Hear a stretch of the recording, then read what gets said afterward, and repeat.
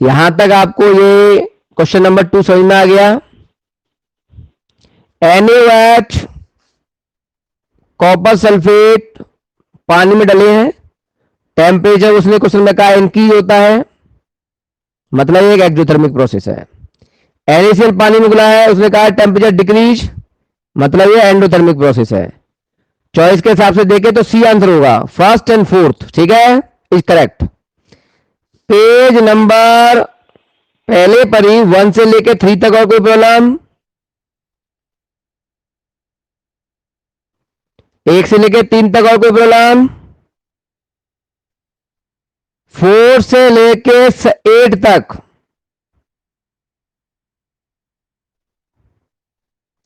हाँ बेटा, 4 से लेके 8 तक देख लो, कोई प्रॉब्लम हो किसी बच्चे को?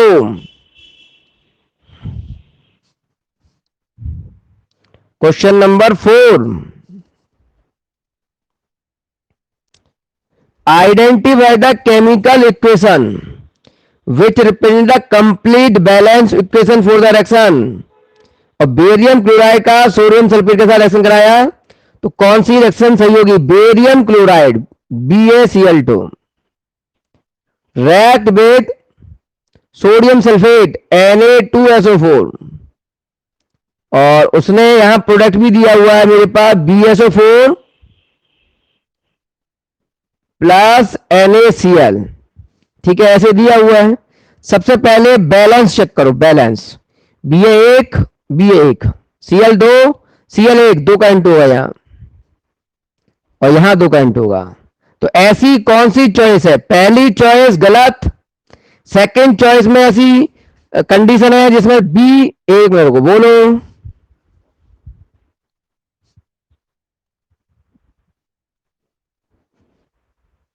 हाँ सॉरी, ठीक है, अब सही है। तो देखो, बी जो चॉइस है, बी पहली चॉइस तो ऐसी है ही नहीं, पहली चॉइस ऐसी है ही नहीं। सेकंड चॉइस है, यहां एक्वस लिखा है, यहां एक्वस लिखा है, यहां 2 लिखा है बेटा, 2 यहां 2 लिखा है, तो ये गलत हो गई सेकंड चॉइस। चलो मैं एक काम करता हूं, मैच करा लेता हूं, कौन सा मैच कर रहा है। पहला मैच नहीं कर रहा, सेकंड मैच नहीं कर रहा है, थर्ड मैच नहीं कर रहा है, फोर्थ मैच कर रहा है बेटा। चेक करो कौन सी रिएक्शन मैच कर रही है इस रिएक्शन से। ऑप्शन कौन सा मैच कर रहा है? तो डी आंसर लग गया, क्या दिक्कत है? चलो और बताओ, 8 तक और कोई प्रॉब्लम? क्वेश्चन नंबर 8 तक कोई प्रॉब्लम नहीं। 11 तक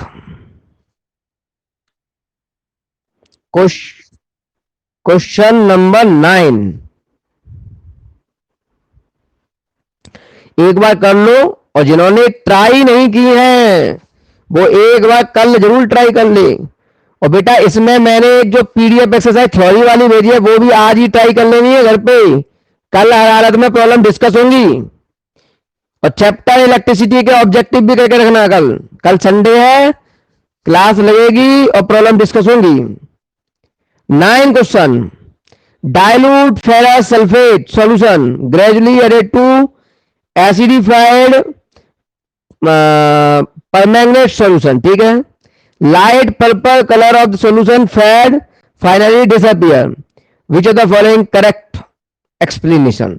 देखो पहला ये जो क्वेश्चन है ये हमारे नोट से, हमारे कंसेप्ट से बिल्कुल आउट ऑफ जा रहा है, लेकिन मैं चाहता हूं अब आ गया है तो उसे करना। तो मैं आपको थोड़ा लिख के दे रहा हूं, फेरस सल्फेट का एसिडिफाइड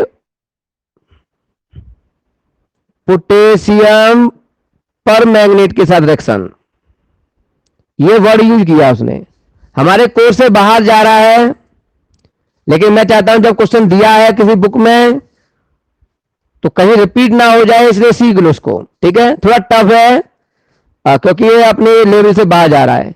फेरस सल्फेट होता है FeSO4, एसिडिक का मतलब होता है किसी एसिड की प्रेजेंस में, मैंने एसिड लिया H2SO4, प्लस पोटेशियम परमैंगनेट का फॉर्मूला होता है KMnO4।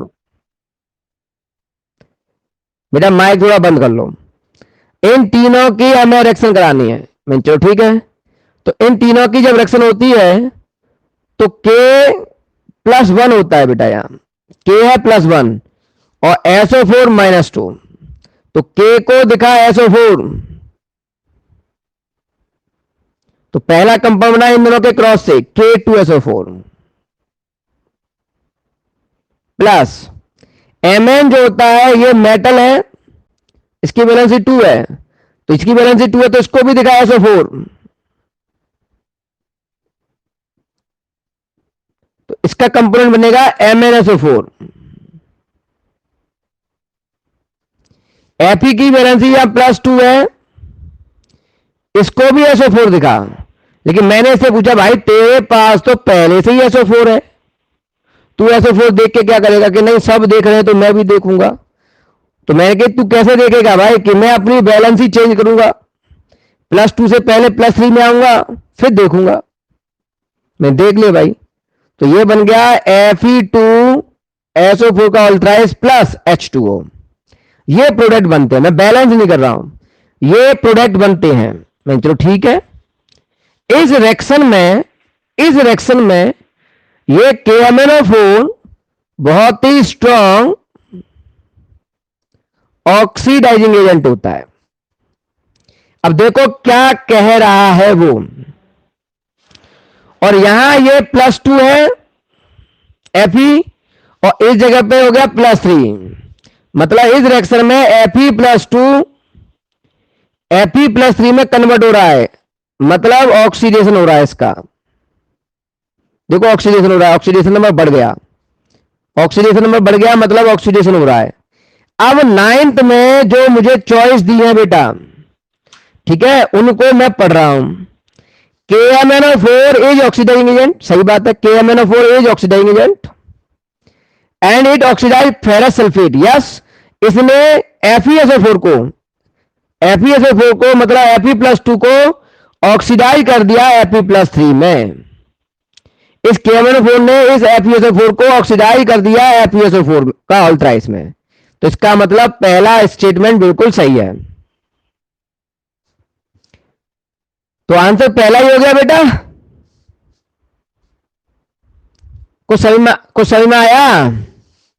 सर ये तो टफ है, रिएक्शन भी टफ है। मैंने अभी बोला था शुरू करने से पहले 1 मिनट कि ये हमारे जो क्वेश्चन लिखा है आउट ऑफ जा रहा है बिल्कुल, बस की ये रिएक्शन आपको रटनी पड़ेगी।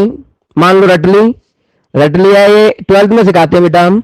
इसमें KMnO4 बहुत ही अच्छा ऑक्सीडाइजिंग एजेंट होता है, जो कि इस FeSO4 को कन्वर्ट कर रहा है, ऑक्सीडाइज कर रहा है FeSO4 का अल्ट्राइज में। Fe+2 oxidise into Fe+3। बोलो क्या कह रहे हो?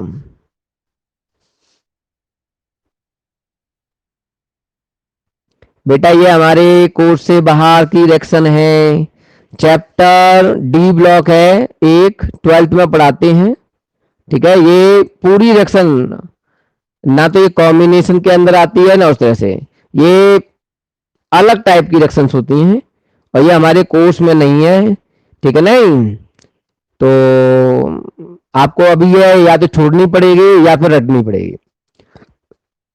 इतना ध्यान रखो, इस रिएक्शन में ये KMnO4 एक ऑक्सीडाइजिंग एजेंट है और इसमें FeSO4 बदल गया है Fe2SO4 अल्ट्राइज में, मतलब इसका ऑक्सीडेशन हो गया है। तो कौन सी लाइन सही लग रही है आपको? फर्स्ट। क्लियर?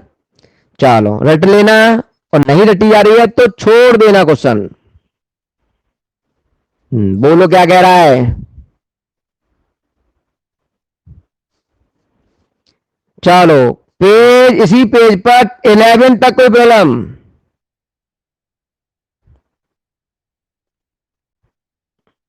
इलेवन तक कोई प्रॉब्लम?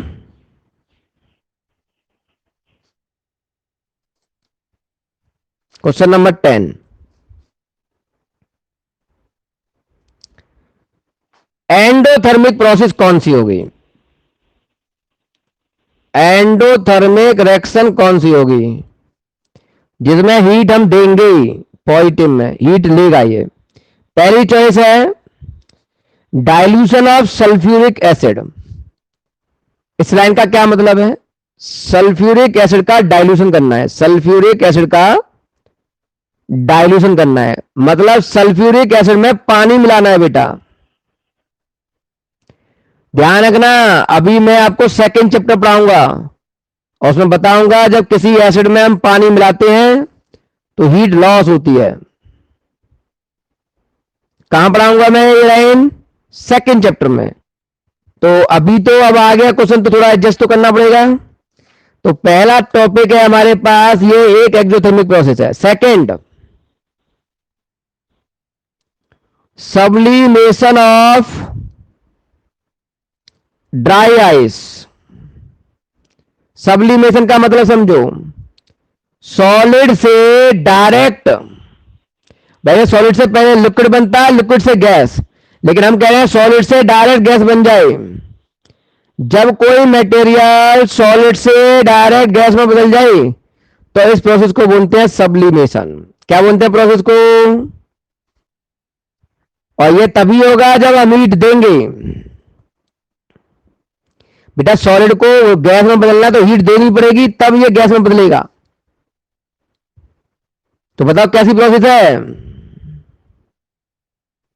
तो ये आंसर एंडोथर्मिक में जा सकता है। Third point, condensation water vapours. Condensation of water vapours, इस लाइन का मतलब बताओ मुझे। देख बेटा, एक वाटर है लिक्विड, उसको मैंने हीट दी और वो बदल गया गैस में, मतलब वेपर्स में। इस प्रोसेस को बोलते हैं वेपोराइजेशन। क्या कहते हैं? तो बताओ ये कैसी प्रोसेस होगी? हीट दे रहा हूं मैं, अब गैस को जब ठंडा करोगे, गैस को ठंडा करोगे तो ये वाटर में बदलेगा। इस प्रोसेस को बोलते हैं कंडेंसेशन। अब उल्टा लिख रहा हूं मैं, तो प्रोसेस कैसी हो जाएगी? एक्जोथर्मिक। तो ये एक्जोथर्मिक है, हमें चाहिए एंडोथर्मिक, तो ये भी गलत हो गया। Point number 4, evaporation of water. Evaporation of water मतलब, हाँ जो अभी मैंने लिखा है, वाटर का गैस में बदलना, इसे वेपोराइजेशन कह लो या इवोपरेशन करो, एक ही बात है। तो कैसी प्रोसेस है ये? तो बताओ एंडोथर्मिक रिएक्शन कौन कौन सी हुई? Second and fourth. Second fourth मतलब answer D. Second and fourth की चॉइस किसमें है? डी में। क्लियर? क्लियर है? चलो नेक्स्ट पेज, इसी पर 11 तक कोई प्रॉब्लम?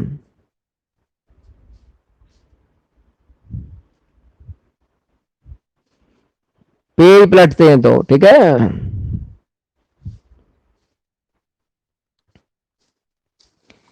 12 से लेके 15 तक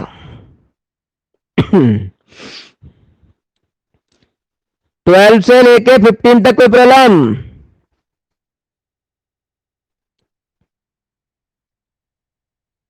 हाँ बेटा, 12 से लेके 15 तक कोई प्रॉब्लम?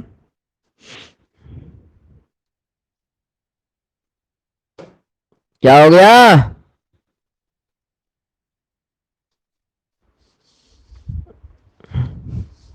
क्या हो गया बेटा 12 से 15 तक?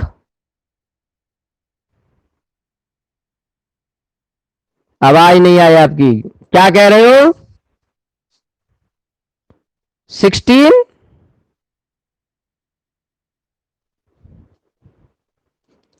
Question number 16? हाँ बेटा 16। 16 तो 15। 15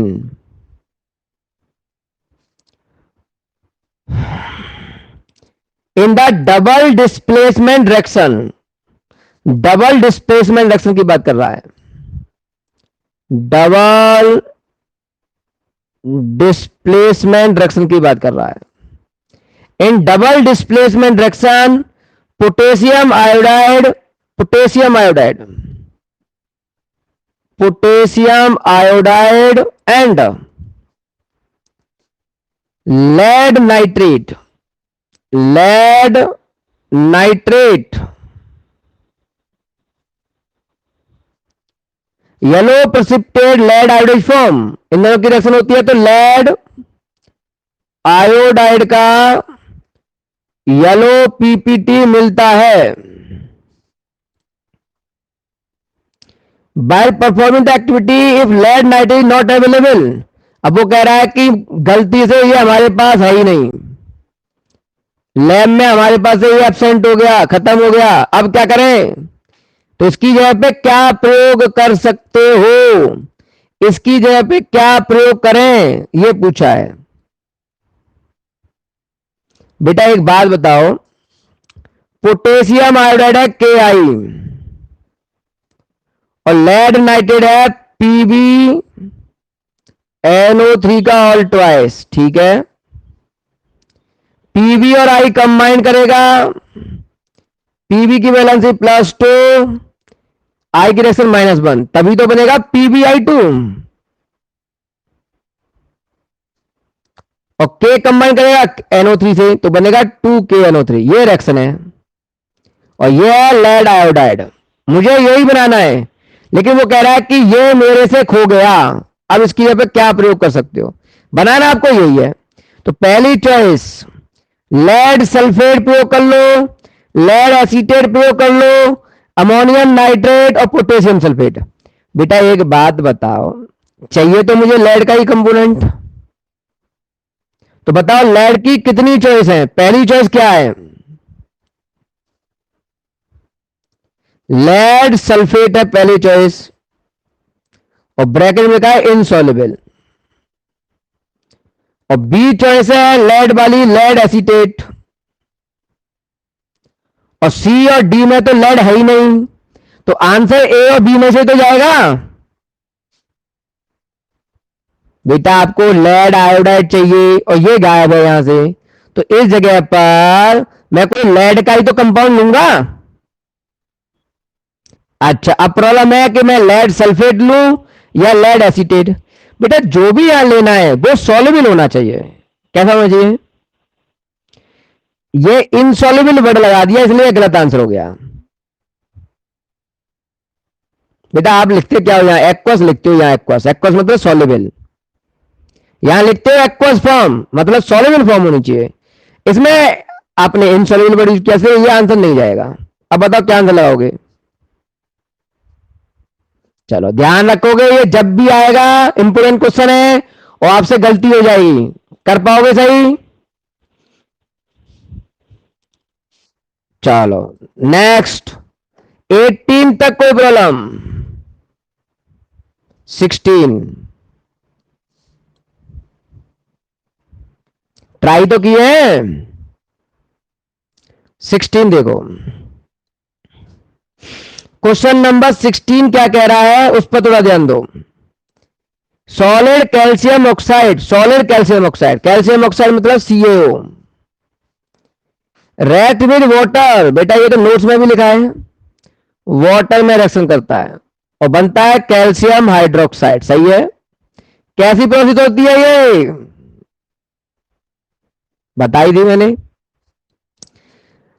अकॉर्डिंग लिबरेशन ऑफ हीट, ठीक है। प्रोसेस का नाम selecting of lime, calcium hydroxide dissolve in lime water, तो इसके बारे में ट्रू लाइन बतानी है आपको।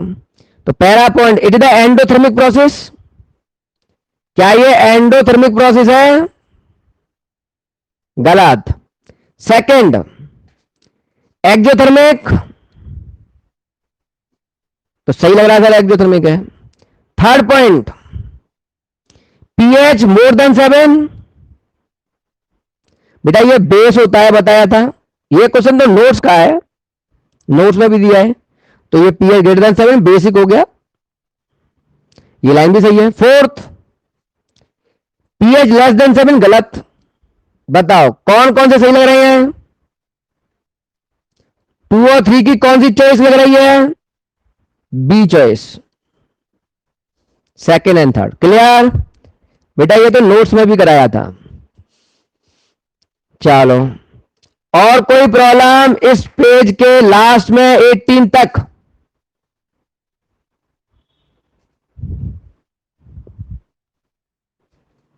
एटीन तक कोई प्रॉब्लम?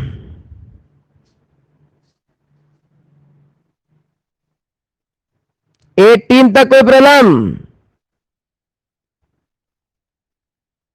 20 तक?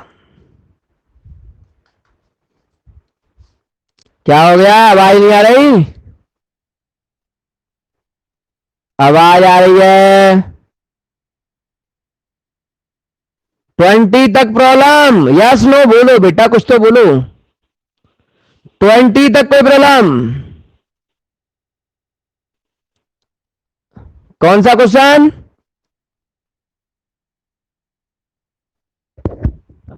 ट्वेंटी।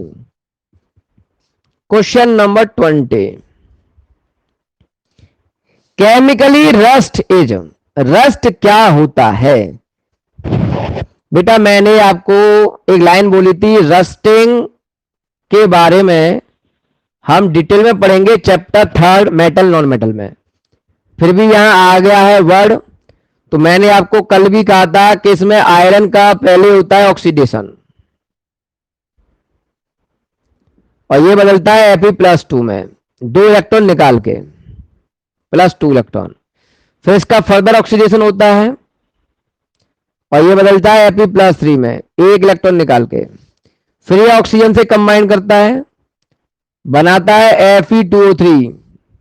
फिर ये पानी की कुछ नमी को सोख लेता है और बनाता है Fe2O3.X। इसे रस्ट कहते हैं। तो ये क्या है, हाइड्रेटेड सॉल्ट है, तो हम कह सकते हैं हाइड्रेटेड। और ये आपका फेरिक ऑक्साइड, तो हाइड्रेटेड फेरिक ऑक्साइड को रस्ट बोलते हैं। बताओ समझ में आया? चलो, बहुत डिटेल में रस्टिंग के बारे में चैप्टर 3 में डिटेल में बात करेंगे। सर डिटेल में वहां क्यों, यहां क्यों नहीं? एनसीईआरटी में यहां दिया है। हाँ बेटा, ये 2 जगह पे टर्म दिए, यहां भी दिया है, यहां केवल टर्म दिया था, और चैप्टर 3 में पूरा समझाया है, तो हम वही बात करेंगे बेटा, ठीक है, डिटेल में। बताओ 20 तक और कोई प्रॉब्लम? अच्छा बेटा, इसमें कुछ एक और क्वेश्चन दिया था असर्शन रीजन टाइप के।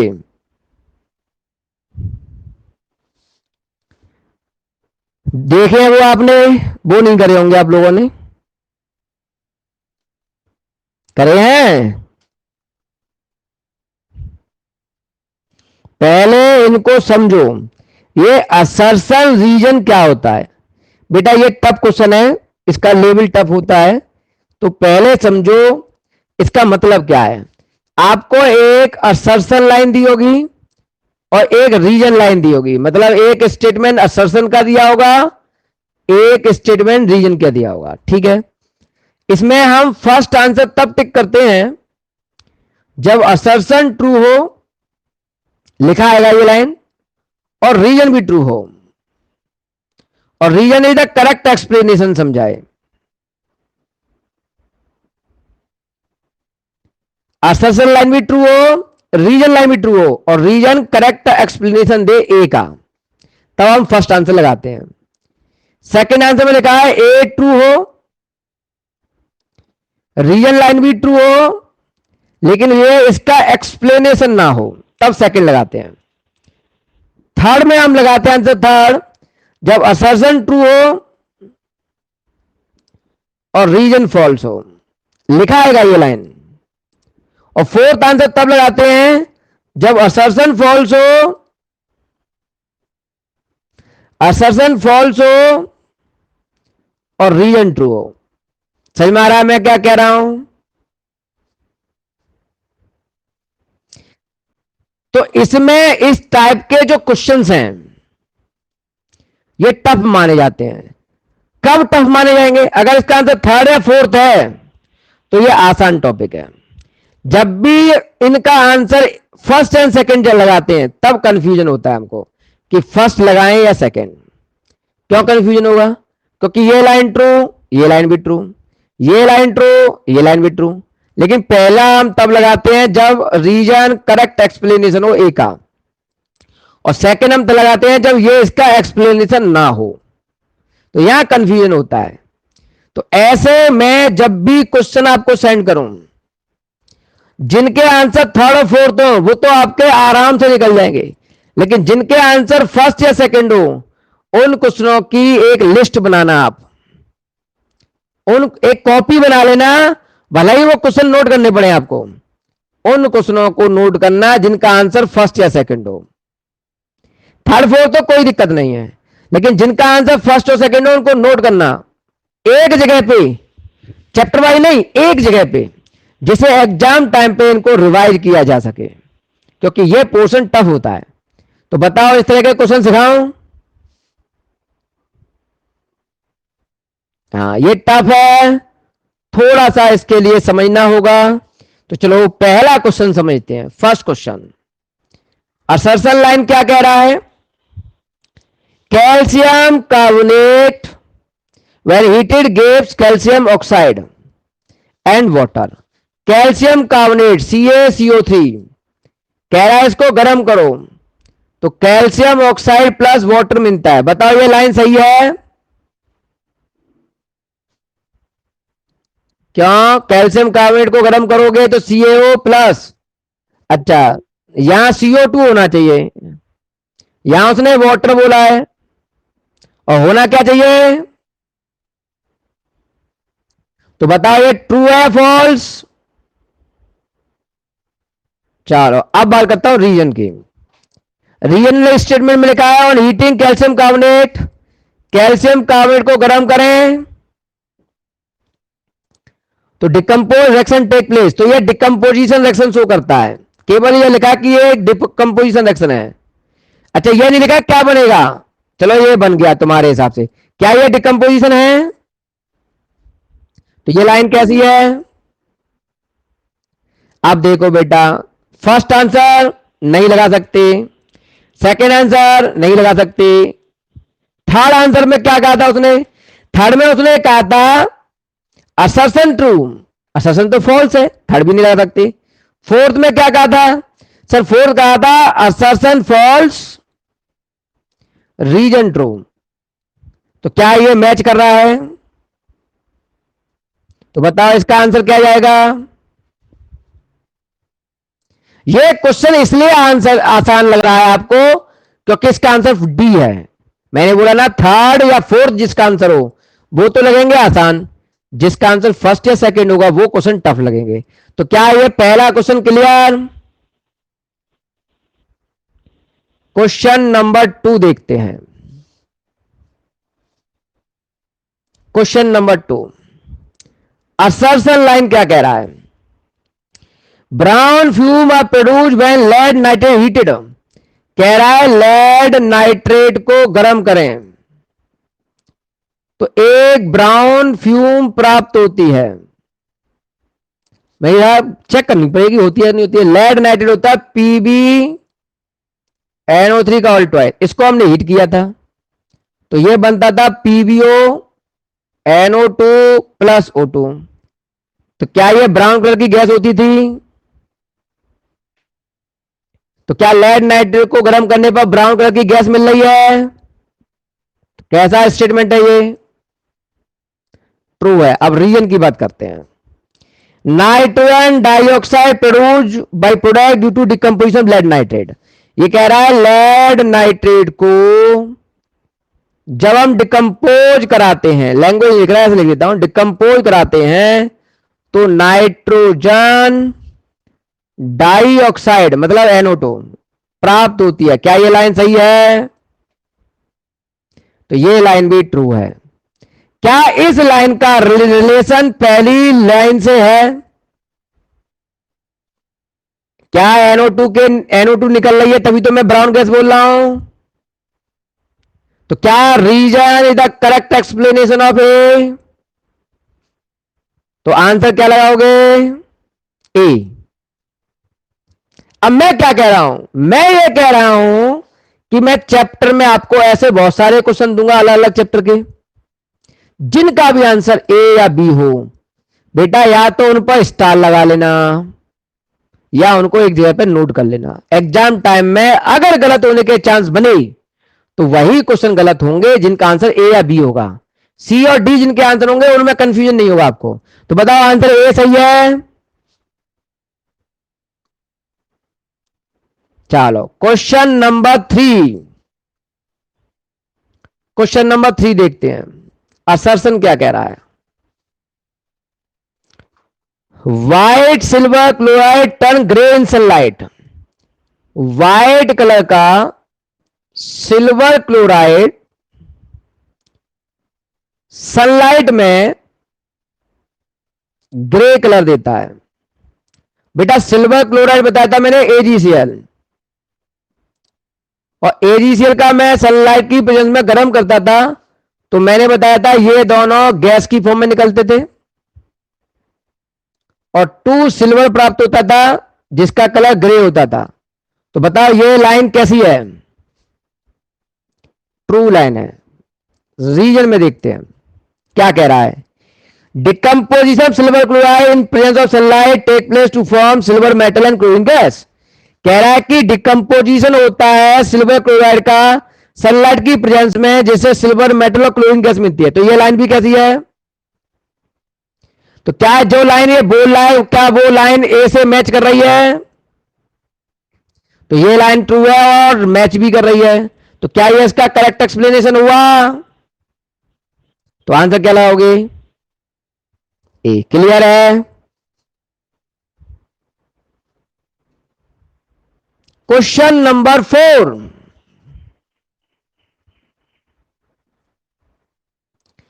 असर्शन समझते हैं। Pungent smell produce when sulphur burn in air. Sulphur को अगर बर्न कराएं, सल्फर सॉरी, हाँ सल्फर को अगर बर्न करें, सल्फर को जला रहा है वो, सल्फर को जला रहा है एयर के साथ, और कह रहा है पंजेंट, पंजेंट स्मेल आती है। भाई ये बात तो सही है बेटा, सल्फर ऑक्सीजन के साथ जलता है तो SO2 बनती है और सल्फर के बर्निंग की स्मेल आती है। हो सकता है उसी को वो पंजेंट स्मेल बोल रहा हो। तो मुझे ये ट्रू लग रही है लाइन। स्मेल तो आती है, SO2 में स्मेल तो आती है। अब वो स्मेल पर पंजेंट कह रहा है तो चलो मान लो पंजेंट। चेक करो रीजन क्या कह रहा है। Sulphur trioxide form reaction of sulphur with oxygen. कह रहा है सल्फर के साथ ऑक्सीजन की रिएक्शन करते हैं तो सल्फर ट्राइऑक्साइड बनता है। क्या ये लाइन सही लग रही है? तो ये रॉन्ग लग रही है। तो थर्ड चॉइस थी मेरे पास सी, जिसमें था असर्शन इज ट्रू और रीजन इज फॉल्स। अब बताओ क्या आंसर लगाओगे? सी। क्लियर?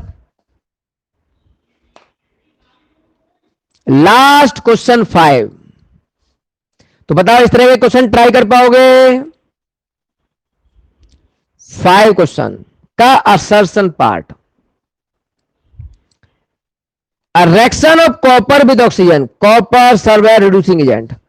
कॉपर की ऑक्सीजन के साथ रिएक्शन कराई, मान लो CuO बना, 2 मॉलिक्यूल यहां लो, ये यहां CuO बना, तो कह रहा है कॉपर रिड्यूसिंग एजेंट है। मैं तुमसे पूछ रहा हूं कॉपर ने ऑक्सीजन गेन की है, क्या प्रोसेस का नाम हुआ? ऑक्सीडेशन हुआ।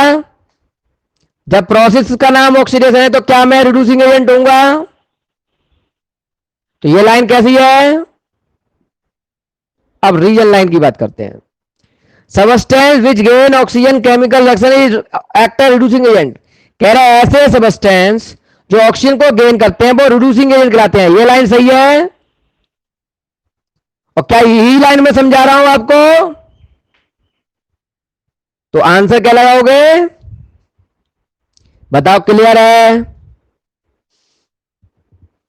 समझ में आ रहा है? तो चलो, मैंने बेटा ऑब्जेक्टिव सीट भी करा दी। फिर भी जिस बच्चे ने ट्राई नहीं की हो या कोई और प्रॉब्लम रह गई हो तो बेटा आप ट्राई कर लो। कल संडे है। संडे को कितने बजे टाइम रहते हैं? 2 बजे रखते हैं ना हम लोग। तो क्या क्या कराऊंगा?